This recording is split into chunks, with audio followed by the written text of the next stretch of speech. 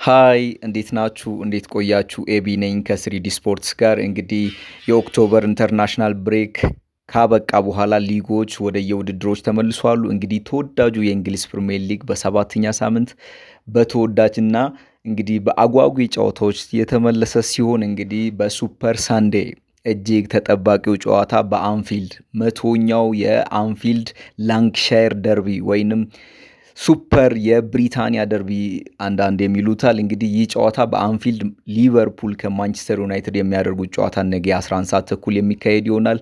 እንግዲህ ሁለቱም ቡድኖች ማለትም ሊቨርፑል እንግዲህ 3 ተከታታይ ጨዋታዎችን በአርኔ ስሎት ዘመን ለመጀመሪያ ጊዜ 3 ተከታታይ ጨዋታዎችን ከተሸነፈ በኋላ ለማገገም የሚያደርገው ጨዋታ ሲሆን ማንቸስተር ዩናይትድ ደግሞ ኮንሲስተንት መሆን ያቃተው ቡድን መሆኑ ይታወቃል።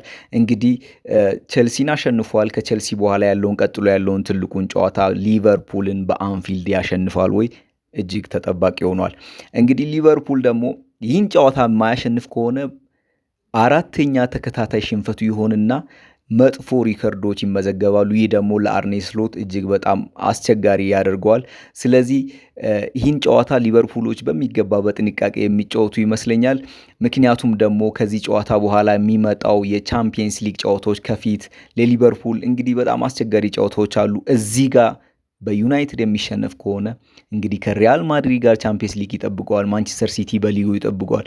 እጅግ ከባባድ ጨዋታዎች ከፊቱ ናቸው። ስለዚህ በማንቸስተር ዩናይትድ የሚሸነፍ ከሆነ ሲነልቦናው እጅጉን ተዳክሞ ለቀጣይ ጨዋታዎች እጅግ የሚከብድ ያደርገዋል። ለአርኔ ስሎትም እጅጉን ወሳኝ ጨዋታ ነው።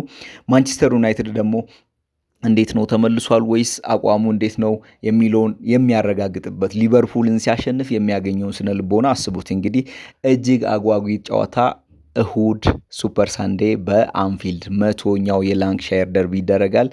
እንግዲህ ኮመንት ላይ ሀሚን ዲጄ ኤቢ ሁላችሁም እንገናኝ ባይ